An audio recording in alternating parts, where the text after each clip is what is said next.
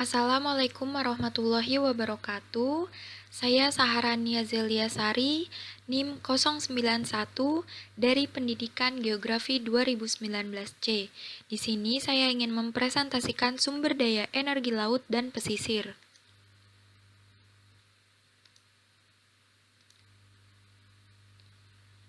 Krisis energi mengharuskan pemerintah untuk mendorong pengembangan dan pemanfaatan energi baru dan terbarukan, termasuk energi yang memanfaatkan arus laut, gelombang laut, pasang surut, dan perbedaan suhu air laut.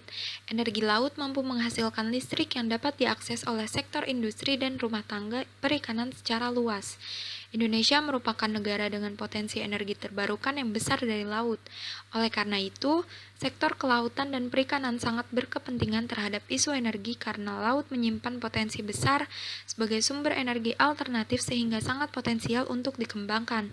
Energi laut merupakan istilah yang digunakan untuk menggambarkan segala bentuk energi terbarukan yang dapat dihasilkan dari pemanfaatan sumber daya laut, meliputi energi gelombang, energi pasang surut, arus sungai, energi arus laut, angin lepas pantai, energi gradien salinitas, dan energi laut gradien termal. Energi laut adalah energi yang dapat dihasilkan dari energi kinetik pergerakan mekanik air laut, energi potensial dari perbedaan ketinggian muka air laut, serta perbedaan temperatur air laut. Energi laut dapat dikonversi menjadi energi listrik. Dengan menggunakan teknologi yang telah berkembang pesat di dunia internasional, energi-energi tersebut merupakan energi terbarukan karena berasal dari proses alam yang berkelanjutan. Mengapa laut? Yang pertama, laut menutupi sekitar 70% permukaan bumi. Dengan sendirinya, laut bisa menjadi sumber energi terbarukan terbesar. Yang kedua, energi laut adalah salah satu dari energi terbarukan paling potensial. Energi terbarukan potensial lainnya adalah matahari, angin, biomasa atau biofuel, panas bumi, dan air. Yang ketiga, energi laut adalah salah satu energi terbarukan yang paling lambat perkembangannya karena membutuhkan investasi lebih besar dari yang lain dan dalam banyak kasus lokasinya berada jauh dari grid listrik. Tentunya dibutuhkan lebih banyak R&D untuk mendorong teknologi ini mencapai efektivitas biayanya. Yang keempat, peneliti telah menunjukkan bahwa biaya listrik yang dihasilkan dari laut bisa lebih murah daripada sumber lain. Tetapi karena kondisi lautan cepat berubah, pemeliharaan dan pengoperasian fasilitas energi laut menjadi tinggi. Yang kelima, energi mekanik dan energi panas adalah dua jenis energi yang dihasilkan dari laut. Energi mekanik dihasilkan dari ombak dan pasang surut, sedangkan panas dihasilkan dari panas matahari. Yang keenam, energi laut bisa menggerakkan pertumbuhan ekonomi dan memberi lapangan kerja. Di Eropa saja diharapkan sekitar 26.000 pekerjaan akan tercipta pada tahun 2020 sebagai efek ekspansi dan eksploitasi energi laut. Yang ketujuh, setidaknya ada 25 negara di seluruh dunia yang berkepentingan dengan energi laut. Yang ke-8, negara-negara Eropa yang berinvestasi di negara laut dan telah memulai R&D pada energi laut adalah Spanyol, Portugal, Irlandia, Inggris, dan Denmark. Negara-negara ini memiliki gelombang dan angin yang kuat, pasang tinggi, dan sungai yang mengalir ke laut untuk menghasilkan gradien salinitas. Energi laut. Energi laut merupakan energi yang dihasilkan dari samudera dan laut, dan merupakan sumber energi hijau terbarukan karena metode dan teknologi yang digunakan untuk menangkap tenaga gelombang dan pasang surut tidak menghasilkan emisi CO2. 3 cara memanfaatkan energi laut.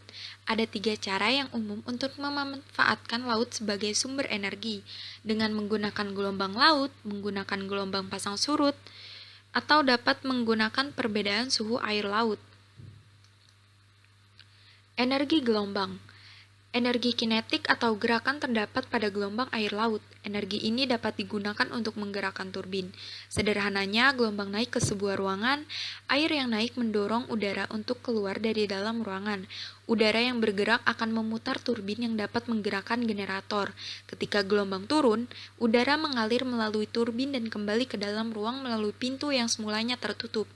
Sistem ini merupakan salah satu jenis sistem energi gelombang.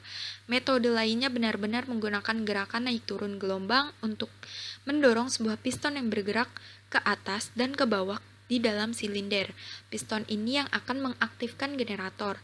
Kebanyakan sistem energi gelombang yang sangat kecil, tapi mereka dapat digunakan untuk menyalakan pelampung peringatan atau mercusuar kecil. Energi pasang surut. Bentuk lain energi laut disebut energi pasang surut. Ketika pasang datang menuju pantai, air tersebut terperangkap di waduk di belakang bendungan.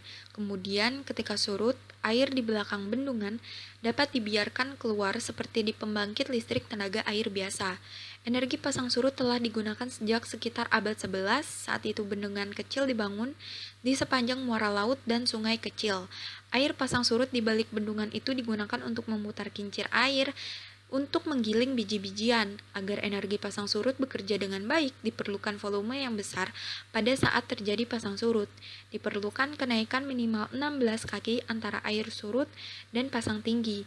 Di bumi ini hanya ada beberapa tempat di mana perubahan pasang surut seperti ini terjadi. Beberapa pembangkit listrik sudah beroperasi menggunakan ide ini. Konversi energi panas laut atau Ocean Thermal Energy Conversion atau yang biasa disingkat dengan OTEC. Suhu air biasanya bervariasi dari permukaan yang dihangatkan oleh sinar matahari langsung hingga kedalaman yang lebih dalam di mana sinar matahari tidak dapat menembus.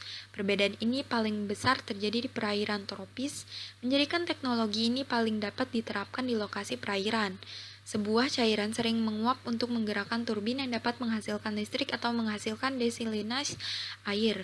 Sistem dapat berupa siklus terbuka, siklus tertutup, atau hibrid. Suhu air untuk menghasilkan energi sebenarnya bisa dirujuk ke tahun 1881 ketika insinyur Prancis bernama Jacques d'Arsonval pertama kali memikirkan OTEC. Ide yang paling mutakhir adalah menggunakan perbedaan suhu di laut. Air lebih hangat di permukaan karena sinar matahari menghangatkan air laut tersebut. Di bawah permukaan, air laut menjadi sangat dingin, karena itulah penyelam memakai pakaian anti dingin saat mereka menyelam ke dalam. Baju selam mereka menahan panas tubuh agar mereka tetap hangat. Pembangkit listrik dapat dibangun yang menggunakan perbedaan suhu untuk menghasilkan energi. Perbedaan setidaknya 38 derajat Fahrenheit diperlukan antara air permukaan yang lebih hangat dan air laut yang lebih dingin di bagian dalam. Masalah terkait pengembangan energi laut. Di samping banyaknya manfaat serta kegunaan dari energi laut, terdapat juga masalah-masalah terkait pengembangan energi laut. Di antaranya, yang pertama, risiko mamalia laut dan ikan terkena pisau turbin pasang surut. Yang kedua, efek EMF dan kebisingan bawah air yang dipancarkan dari pengoperasian perangkat energi laut. Yang ketiga, keberadaan fisik proyek energi laut dan potensinya untuk mengubah perilaku mamalia, laut, ikan, dan burung laut dengan atraksi atau penghindaran.